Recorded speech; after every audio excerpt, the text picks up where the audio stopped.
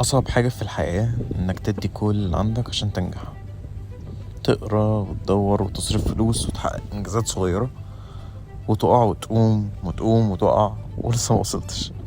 ساعات بتحس إن ربنا مأخر الخير عنك، بس الحقيقة إن أهم حاجة إنك تثق فيه وفعلا هتوصل. وفي الآخر ربنا هيوصلك بس في الوقت المناسب.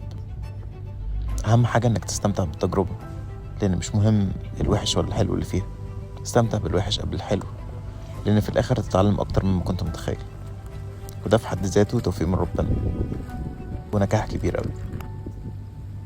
وأهم حاجة إن ربنا هيسألك عن ده، فهتلاقي نفسك اتعلمت وهيجازيك على تعبك ده خير.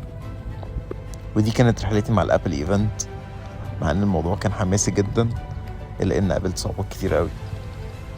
صرفت كتير فلوس أوي عشان أجيب المعدات دي، لكن حتى وأنا في الصحراء قابلت مشاكل كتير، بس الحمد لله قدرت أصور وأغطي المؤتمر على الأقل رغم صعوبات إن نلاقي نت.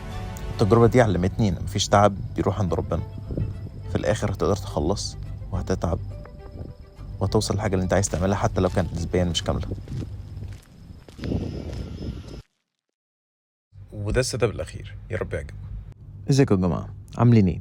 يا رب اشوف وشوشكم بتضحك دايما، يا رب السيت اب يكون عجبكم. احنا في الصحراء لكن قلنا هنصور برضو، قولوا لي رأيكم تحت في الكومنتس. انا متحمس جدا نكفر الايفنت، فعلا هيبقى روش جدا. ترقبوا ان شاء الله، هينزل بكره. في مفاجأة جامدة جدا اول ما البري اوردر يبدأ، في مفاجأة هنعملها سوا، ويا رب الفيديو يعجبكم.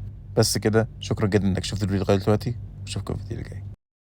بيس اوت، سلام.